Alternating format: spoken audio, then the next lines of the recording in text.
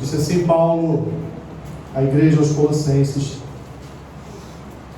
cuidado que ninguém vos venha a enredar com sua filosofia e vãs sutilezas, conforme a tradição dos homens, conforme os rudimentos do mundo e não segundo Cristo, porque nele habita corporalmente toda a plenitude da divindade.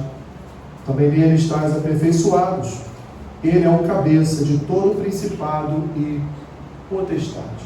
Até aqui, meus irmãos. Senhor, quero glorificar o Teu nome nesta manhã através da Tua palavra. Abençoa-nos, Senhor, com a ministração do Teu Santo Espírito. E ajuda-me a lançar a Tua boa semente na vida e no coração da Tua igreja. Em nome de Jesus. Amém. Podem sentar.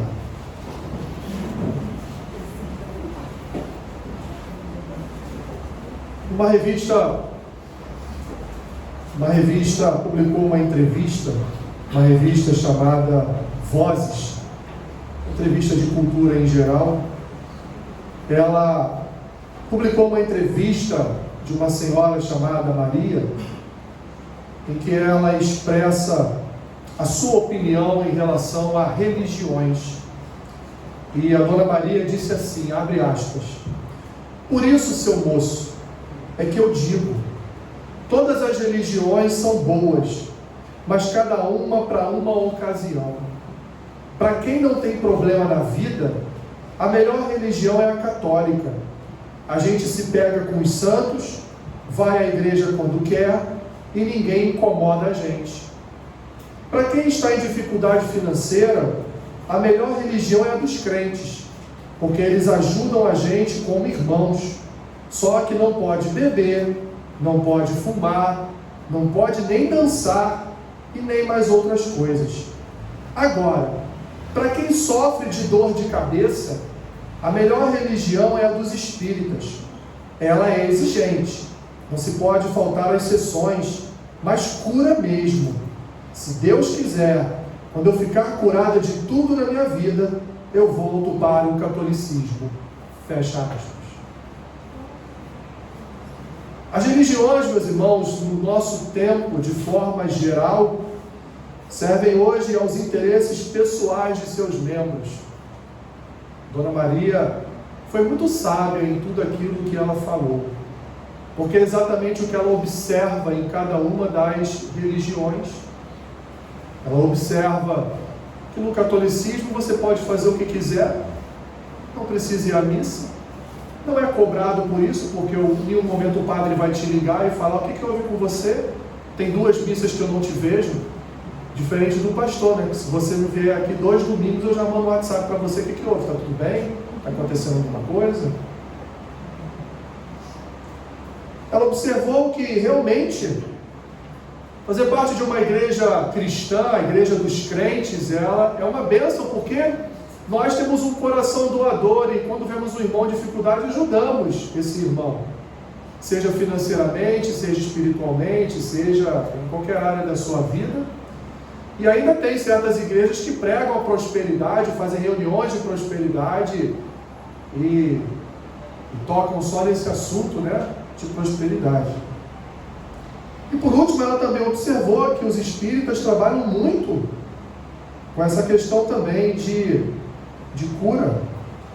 Como ela já era uma senhora e estava com alguns problemas de saúde, ela disse: assim que eu for curada dos meus problemas, sabe onde ela estava, né? Eu volto para o catolicismo, porque lá com os crentes eu não posso fumar, não posso dançar, não posso beber, mas lá no catolicismo eu posso tudo isso. Essa é a visão, meus irmãos, que via de regra todos têm em relação a religiões. Repito o que eu falei aqui inicialmente: as religiões, de uma forma geral, servem hoje aos interesses pessoais dos seus membros. Quando esses interesses pessoais não são atingidos, não são alcançados, eles então procuram uma outra religião, ou procuram uma outra denominação, ou procuram uma seita que venha atender os anseios do seu coração. Foi-se o dia, meus irmãos, que as pessoas buscavam aquilo que é transcendente. Foi o dia que as pessoas buscavam ou queriam buscar uma intimidade com o Senhor sem interesses pessoais. Isso, de certa forma, as palavras da Dona Maria, de certa forma são palavras, meus irmãos, que chegaram até a igreja, que alcançaram a igreja. Não, eu não saio da minha igreja e vou para o Espiritismo, eu não vou sair da minha igreja e vou para o catolicismo, eu não vou sair da minha igreja e ir para o islamismo, eu não vou sair da minha igreja e ir para o judaísmo, mas eu vou trocar de denominação, porque a minha igreja ela não ora tanto assim por prosperidade na minha vida. Eu vou para uma denominação que o pastor não fala tanto de pecados, me incomoda quando o pastor prega sobre pecados. Eu vou para uma denominação que diz que eu posso fazer as minhas escolhas, eu escolhi servir a Cristo, afinal de contas é uma decisão minha. E nem Deus tem nada a ver com isso. Então, meus irmãos, dentro de uma série de religiões que nós temos hoje em todo o mundo, aliás, sempre tivemos em todo o mundo, nós ainda temos o desprazer de no cristianismo também termos várias religiões. Tem a religião da prosperidade, tem a religião da cura, tem a religião da vida fácil, e tantos outros jargões evangélicos que vemos por aí.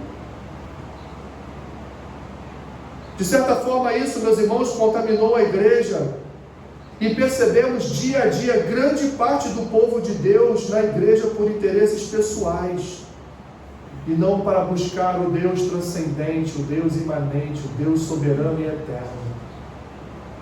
Não para servir ao Senhor de todo o seu coração, com toda a sua alma, com todo o seu entendimento, como as Escrituras nos convidam a servir a Deus, mas servir ao Senhor como um sujeito de escambos. Sabe o que é um escambo? Troca. As Escrituras dizem que se nós obedecermos ao Senhor, seremos abençoados, mas quando Moisés escreveu isso, meus irmãos, ele não quis escrever no sentido de que, olha, obedeça para ser abençoado, não. Ele quis dizer, olha, se você amar ao Senhor com toda a tua alma, com todas as tuas forças, com todo o teu entendimento, com todo o teu ser, você nem precisa correr atrás de bênçãos, como diz o hino, né? Elas é que vão te alcançar. Moisés está ali falando uma palavra para toda uma nação. Olha, se Israel servir ao Senhor, Israel vai ser vitoriosa em todas as suas batalhas. Israel vai ser vitoriosa quando entrar na terra prometida. Seus inimigos não poderão contra Israel. Israel será uma nação próspera. Israel será uma nação cujo Deus é o Senhor, um Senhor que protegerá ela de todos os seus adversários. Será a maior nação deste planeta. Mas isso foi colocado não como uma forma de troca, de escambo, mas como uma forma, meus irmãos, de serviço ao soberano e Senhor Deus. Queridos, uma vida cristã saudável promove uma vida saudável no geral. Uma vida cristã, uma vida espiritual saudável produz uma vida saudável, uma vida na família, uma vida no trabalho, uma vida pessoal, uma vida andando pelas ruas de forma saudável.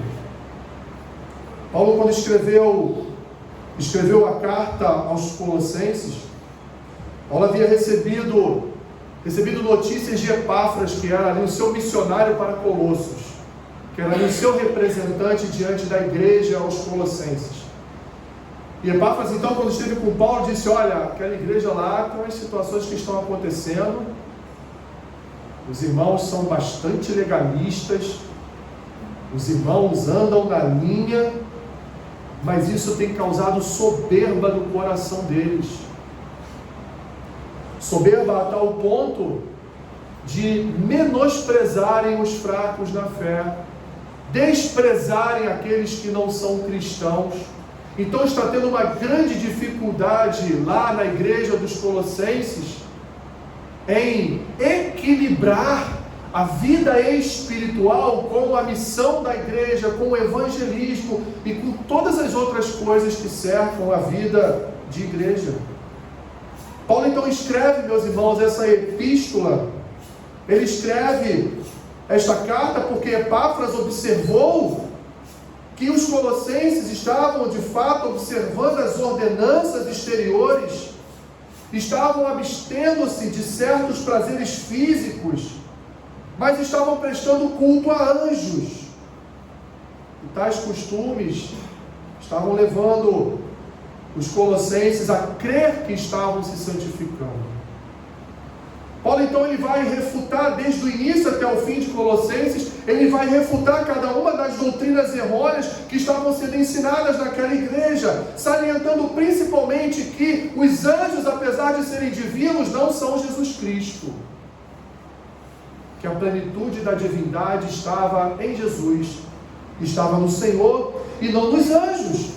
Que a sua missão redentora e sua preeminência, sua incontestável autoridade é que deveriam fazer parte da doutrina daquela igreja. Paulo vai dizer àquele povo, meus irmãos, que Cristo é a imagem de Deus, o Pai, o Criador de todas as coisas. Que Jesus Cristo é o cabeça, Ele foi o primeiro a ressuscitar dos mortos, Ele é o Redentor, Ele é o cabeça de todo principado, Ele é o cabeça de todo poder, Ele é o cabeça de toda potestade. E cumpriu e cumpre sua missão divina sob a direção do Pai. Paulo faz um alerta, meus irmãos, aos colossenses quanto àqueles que ensinam que para tornar-se verdadeiramente espiritual é preciso submeter-se a rituais, a festivais, a dietas especiais, porque era isso que estava sendo pregado naquela igreja. Paulo ensinou que a maturidade espiritual e o conhecimento divino não se manifestam por meio destas coisas, não se manifestam por meio de obras, mas sim, meus irmãos, quando nós nos concentramos nas coisas que são de cima, não nas que são da terra. Quando eliminamos as nossas iniquidades, quando desenvolvemos atributos cristãos, Paulo então aconselha os seus leitores a serem fundados e firmes no Evangelho, a serem arraigados e edificados em Jesus Cristo e confirmados, portanto, na sua fé. Esse é o resumo de toda a epístola de Paulo aos Colossenses. Paulo colocando Cristo como Senhor, como Rei, como aquele que divinamente é o cabeça da igreja e conduz toda a igreja às bênçãos espirituais. Mas o que estava acontecendo na igreja, meus irmãos, dos Colossenses, era uma série de doutrinas e heresias que estavam adentrando aquele corpo, adentrando aquela igreja, no sentido até mesmo de culto a anjos, no sentido de abstenção de certos alimentos, achando que abster-se de certos alimentos ia levar a uma espiritualidade maior, ia levar a uma intimidade maior com o Senhor. Não estou falando de jejum, estou falando de dieta. Um povo que estava deixando de lado a divindade de Cristo para adorar e idolatrar a divindade de anjos. E Paulo diz, Cristo, Ele é o Criador de todo principado e potestade. Ele deixa claro que os anjos se submetem a Cristo, e portanto quem deveria ser louvado e adorado era o Senhor Jesus e não os anjos. Ele deixa claro que não seriam dietas, coisas externas, fatos relacionados às obras de obediência dos colossenses que elevaria eles a um patamar de serviço e intimidade com o Senhor. Não seria isso que conduziria eles à santidade, mas seria viverem na plenitude do chamado de Jesus Cristo como Senhor e Salvador. Este é o resumo, meus irmãos, portanto, um breve resumo do que Paulo escreveu aos Colossenses, do que Paulo ensinou aos Colossenses, da doutrina de Cristo que Paulo estabeleceu naquela igreja. E como todas as igrejas para as quais Paulo entregou cartas, Colossos também era uma igreja que estava sofrendo com as heresias, com as iniquidades, com as vãs e sutis filosofias do seu tempo. É o que ele disse para nós no versículo 8 do capítulo 2 que fizemos a leitura. O que Paulo ensina então, meus irmãos, entre linhas àquele povo é como identificar e fugir de falsos profetas. Como identificar e fugir, meus irmãos, de uma falsa pregação. Como identificar e fugir de uma falsa igreja, de um falso evangelho. Como identificar e fugir disso? E nos tempos de Paulo, isso não era tão maior, tão igual ou tão menor do que nos nossos tempos. Pois a história ela é uma história de ciclos. E o gnosticismo, a raiz materialista do gnosticismo, as heresias, até alguns anos atrás, meus irmãos, nós tínhamos cultos a anjos aqui no Brasil. Os irmãos vão lembrar, os da minha idade aí vão lembrar que há uns 20 anos atrás, era anjo que sobe, era anjo que desce, é anjo que vai para lá, é anjo que vem para cá, é anjo que traz bênção, é anjo que leva a bênção, é anjo que intercede diante de Deus, é anjo que desce, é anjo que se move, é anjo que abre os caminhos, é anjo que abre o mar, é anjo que fecha o mar, tudo era anjo. Uns 20 anos atrás, não era Cristo, não era Deus, não era o Espírito Santo, eram anjos. Até os louvores. Como tinha anjo e louvor. Igual vimos aqui ontem, né? Como usaram o Gabriel na história das religiões, né? Coitado do anjo Gabriel. Fez muita hora extra, tem muito a receber do Senhor por ser tão usado assim. No início, né? No início de outras religiões. Meus irmãos, como identificar e fugir de falsos mestres e de um falso evangelho? Olha o que Paulo diz no versículo 8. Cuidado que ninguém vos venha enredar com sua filosofia e vãs sutilezas, conforme a tradição dos homens, conforme os rudimentos do mundo, e não segundo quem? Não anjos, segundo Cristo. Não anjos. Primeiro, meus irmãos, as Escrituras precisam ser pregadas. A palavra precisa ser pregada.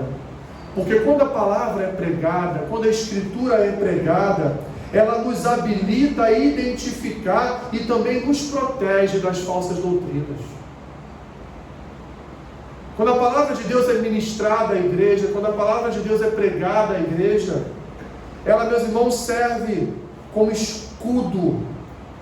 Ela serve, meus irmãos, como uma habilitação, uma capacitação especial que adquirimos ao ouvir a pregação da verdade para identificarmos no nosso dia a dia aquilo que é do Senhor e aquilo que não é.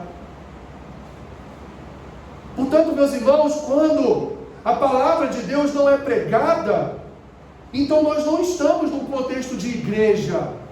Porque a igreja foi estabelecida sobre um pilar, que é aquela palavra de Pedro: Jesus é o Filho de Deus. Lá em Mateus 16. A missão da igreja, meus irmãos, é ir, como está em Mateus 28, ir por todo o mundo, pregar o quê? O Evangelho. O que é o Evangelho? A palavra. Não é a minha vida. Não é a minha história, não é o que acontece dentro da minha casa, mas é o que acontece, o que é revelado nas Escrituras. Isso é que tem que ser pregado, isso que tem que ser falado, isso que tem que ser proclamado. A Bíblia precisa ser pregada, meus irmãos, e uma igreja que não prega a Bíblia não é igreja, é seita. Porque todo pastor, todo missionário, Todo aquele que é elevado à condição de um bispo de uma igreja, ele é chamado para pregar as Escrituras. Só a palavra, meus irmãos, nos prepara e nos protege contra as ciladas do diabo. O que aconteceu com Jesus no deserto? Jesus foi batizado e o Espírito levou ao deserto. E lá no deserto o que aconteceu? Foi tentado. Satanás tentou tentar a Cristo por 3 vezes.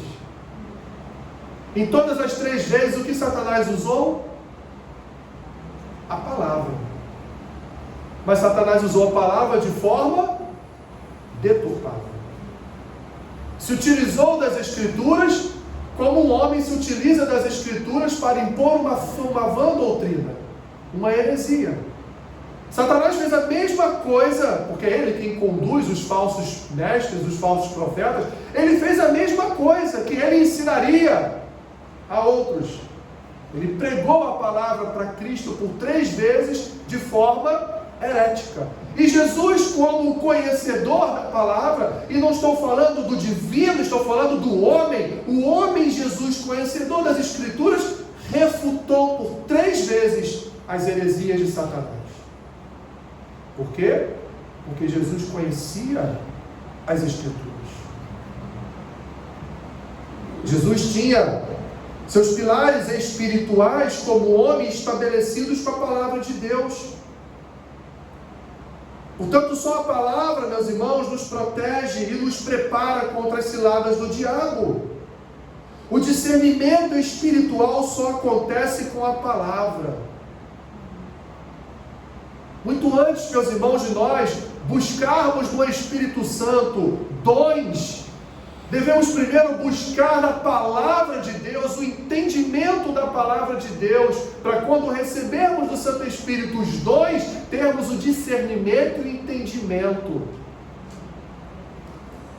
de como usar, quando usar, da soberba não ocupar espaço no nosso coração.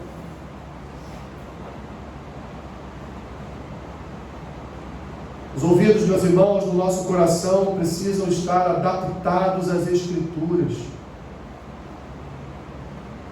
E como vamos adaptar os nossos ouvidos à Escritura se nós não ouvimos a pregação das Escrituras? Nossa vida, meus irmãos, a nossa mente, melhor dizendo, ela precisa se adaptar as coisas. Quando uma pessoa ouve de forma recorrente uma falsa pregação, a sua mente vai ser cauterizada. Ela vai se adaptar àquela falsa pregação.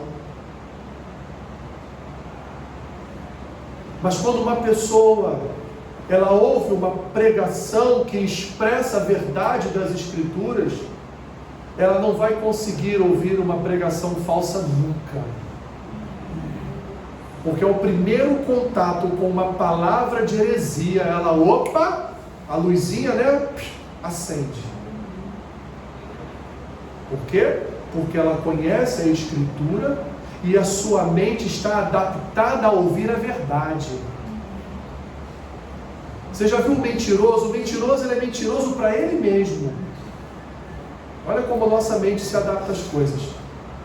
Ele mente tanto de forma recorrente, que em determinado momento, meus irmãos, ele acredita na sua própria mentira.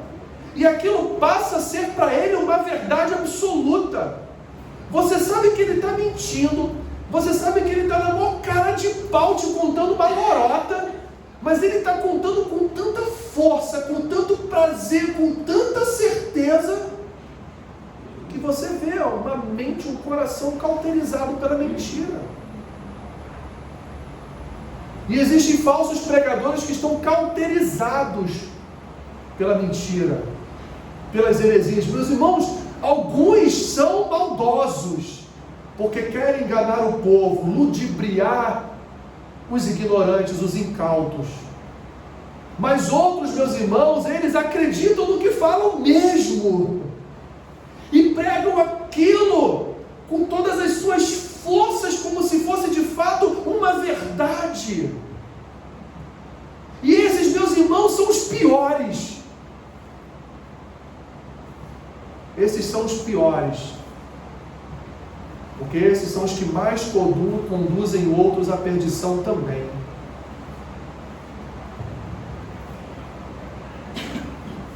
Em segundo lugar, meus irmãos, toda falsa doutrina deve ser refutada.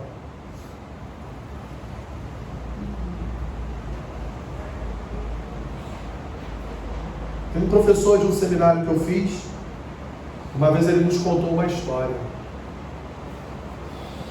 Nos contou que um irmão da sua igreja, um irmão respeitável da sua igreja, o procurou e disse: olha, eu tenho um amigo que é pastor de uma igreja tal, que é a mesma denominação desse professor, e queria que você me permitisse fazer a ele um convite para ele pregar na nossa igreja. E o pastor falou para ele: olha, passa o meu telefone para ele, eu vou conversar com ele e vamos ver a possibilidade dele estar aqui conosco. Dito isso, foi feito. Meses depois, eles conversaram por telefone. Pelo telefone, o pastor não viu nada demais e o convidou para pregar. Um belo domingo de manhã, antes do culto iniciar, esse pastor estava no gabinete junto com o pastor do seminário, professor do seminário, conversando, batendo papo. E vamos então lá, oraram juntos, iniciou-se o culto, cantou-se lá algumas canções, adoraram o Senhor, recolheram dízimos e ofertas e foram para a palavra. O meu professor do seminário estava sentado na primeira cadeira e o homem estava lá no púlpito e começou então, leu as escrituras e começou a pregar. Com 5 minutos, esse meu professor do seminário levantou, foi até o altar, tomou o microfone na mão dele e disse: muito obrigado, meu irmão, Deus te abençoe, palavra abençoada.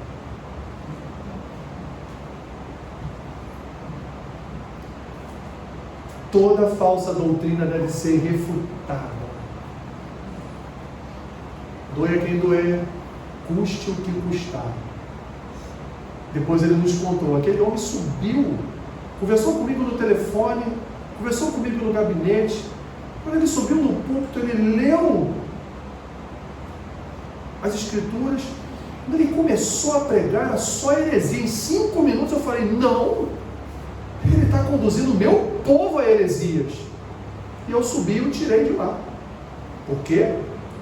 Porque, meus irmãos, o pastor tem como ofício proteger as ovelhas. O pastor, meus irmãos, tem como ofício não permitir a aproximação de lobos. Isso é nosso dever de ofício pastoral, proteger o povo das ciladas do diabo. As ovelhas, meus irmãos, devem reconhecer a voz do seu pastor, do pastor Cristo e do seu pastor que lhe prega a palavra domingo após domingo. Vocês vão se acostumar tanto, pode ser boa ou ruim, mas nós procuramos sempre aqui, meus irmãos, pregar a palavra, falar sobre a palavra. Então vocês saem daqui e qualquer outra coisa diferente disso já salta aos ouvidos de vocês. Por quê? Porque não é a voz do pastor Alessandro que está falando, não é a voz do diácono Anderson, não é a voz do Cleiton, não é a voz do fulano, não é a voz do Beltrano, não é a voz do bispo Rubem, não é a voz do bispo Walter, não é a voz do pastor John, não. É uma voz estranha ao que eu ouço regularmente. A função, meus irmãos, a função de um pastor é pregar as escrituras, porque as escrituras protegem as ovelhas do Senhor de falsas doutrinas. Não pode haver confusão, porque o diabo trabalha na confusão. Ele trabalha no disse-me-disse.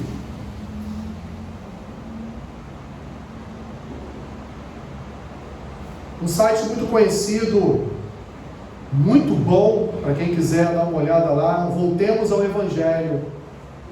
Eles publicaram um artigo alguns meses atrás falando sobre falsos mestres, e elencou 7 tipos de falsos mestres.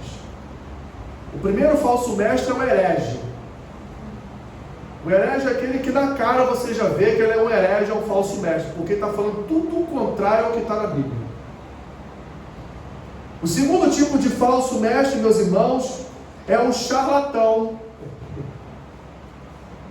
Sabe o que é o charlatão, né? É aquele que engana o povo para enriquecer. Meus irmãos, a função de um pastor não é enriquecer. Então você está dizendo que o pastor não pode ser rico? Pode. Desde que ele não seja um abusador da sua igreja. Se ele tem o trabalho dele, tem o comércio dele, tem a vida dele, por que ele não pode ser rico? Qual o problema? Desde que ele não se aproveite dos dízimos e ofertas do povo de Deus para viver uma vida, como o Bispo Walter gosta muito de dizer, nababesca. Jatinho para lá, jatinho para cá, chofé para lá, chofé para cá, 35 seguranças ao redor. Imagina um dia eu chegar aqui na porta da igreja num Porsche, hein? E atrás de mim uma Mercedes com 4 seguranças, hein? Meus irmãos, por isso que hoje nós cremos, a nossa denominação hoje crê que pastor precisa trabalhar. É pesado? É, meus irmãos, não é fácil. É pesado. Porque o pastor que trabalha, que tem o seu ofício, ele não tem descanso. Porque sábado e domingo, que é o dia para ele descansar, ele vai cuidar da igreja. Seja ali revisando o sermão no sábado, que ele preparou durante toda a semana, e no domingo estando na igreja.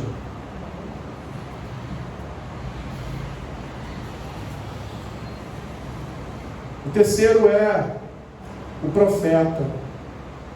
Já viu o pastor profeta? Parece que ele prega com uma bola de cristal aqui na frente, começa a dizer: irmã, você não se preocupa. E começa a dar um monte de profetada. E profetada atrai, né, meus irmãos? Não atrai? Profetada atrai, né? Conta aqui para mim o seu pecado. Você já procurou uma irmãzinha para te revelar algo? Não procurou? Pode contar. Duvido que não.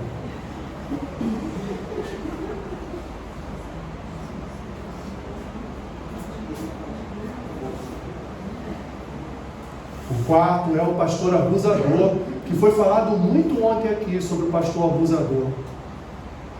É aquele que impõe regras, é aquele que impõe uma obediência insana, é aquele que diz: se você sair da minha igreja, você vai morrer daqui a 7 dias.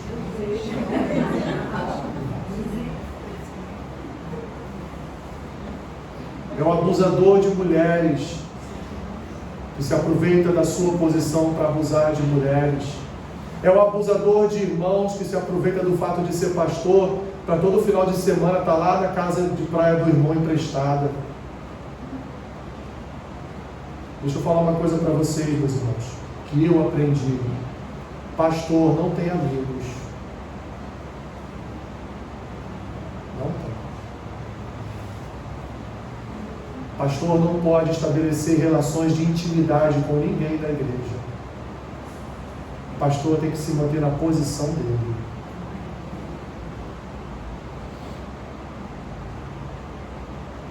E aí vemos um abusador.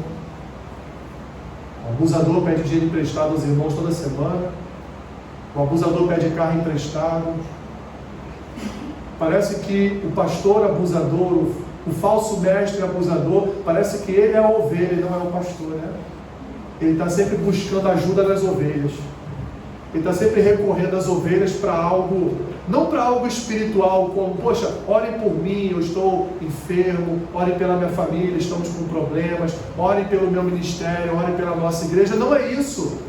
Ele ele procura, olha, me empresta o seu carro, porque eu preciso. Meu irmão, se você não me emprestar o seu carro, você vai perder ele, você não vai conseguir pagar a prestação, ou você vai bater com ele, alguém vai roubar. Meus irmãos, é isso que acontece. Tem um pastor divisor. É aquele que divide a igreja em núcleos, em nichos.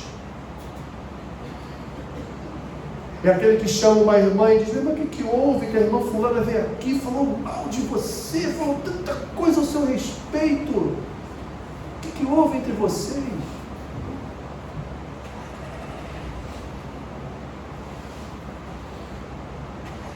Tem o bajulador. Meus irmãos, a pior raça de ser humano é o bajulador. Você é o Brad Pitt para o bajulador. Você não tem defeitos. Você é o santo. Você é quase Cristo.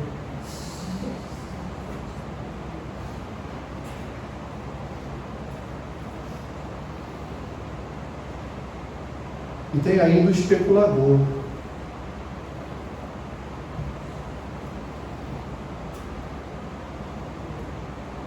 Meus irmãos, esse artigo traz uma conclusão que diz assim, eu achei interessante, abre aspas: os maiores embaixadores de Satanás não são os cafetões, não são os políticos, não são os poderosos. Os maiores embaixadores de Satanás são os pastores, são os falsos pastores. Seus sacerdotes não pregam uma religião diferente, mas uma perversão mortal de verdade. Suas tropas não fazem um ataque frontal completo, mas trabalham como agentes, esgueirando-se para o exército inimigo.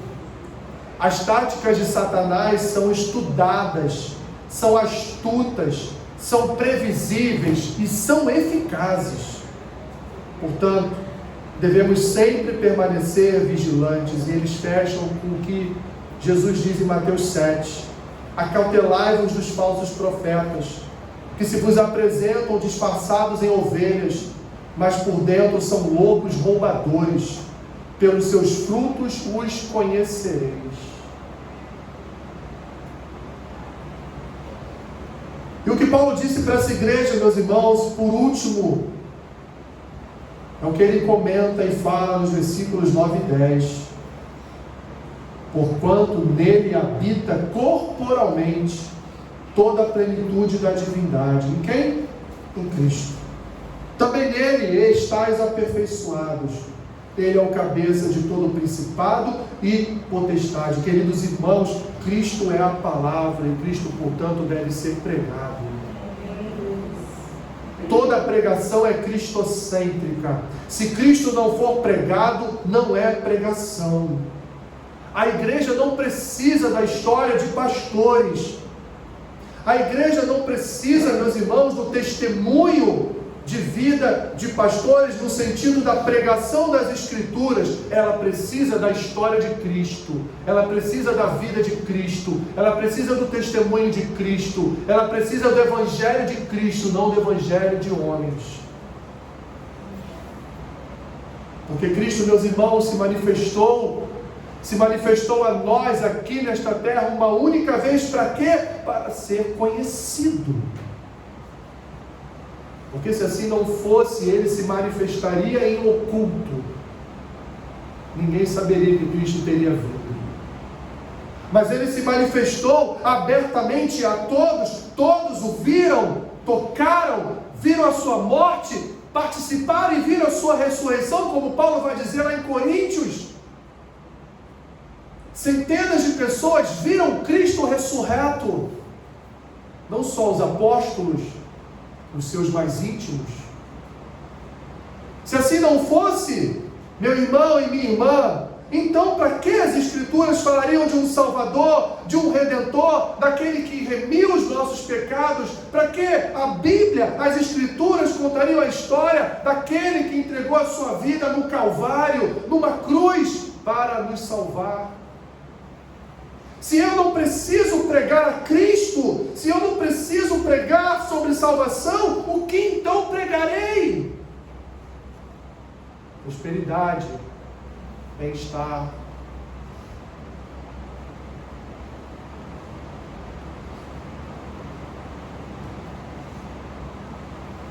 É muito melhor, meus irmãos. É muito melhor para o nosso coração ouvir o que nós queremos do que ouvir as Escrituras que falam daquilo que nós não queremos. O Verbo, portanto, se manifestou para ser conhecido. Não há, meus irmãos, como esconder a cruz embaixo do altar. A cruz, ela está em cima do altar. Não há como esconder Cristo embaixo do altar, sob o pé de quem prega.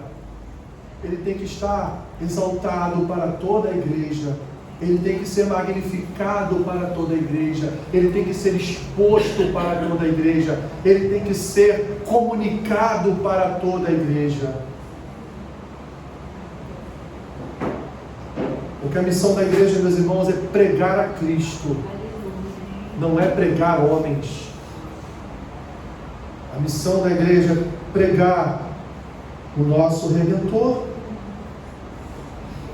Queridos, nós estamos em tempos onde são muitas vozes dissonantes desse mundo.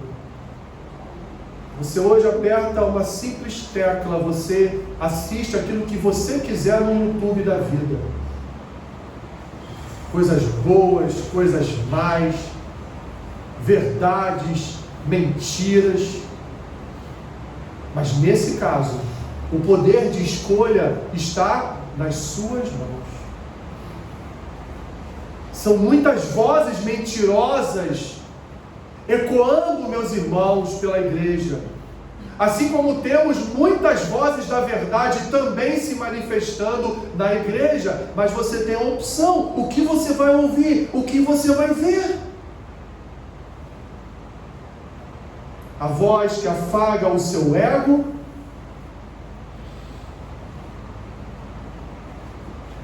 ou a voz que reflete a expressão aterrorizada de Isaías no capítulo 6, ai de mim, sou um pecador.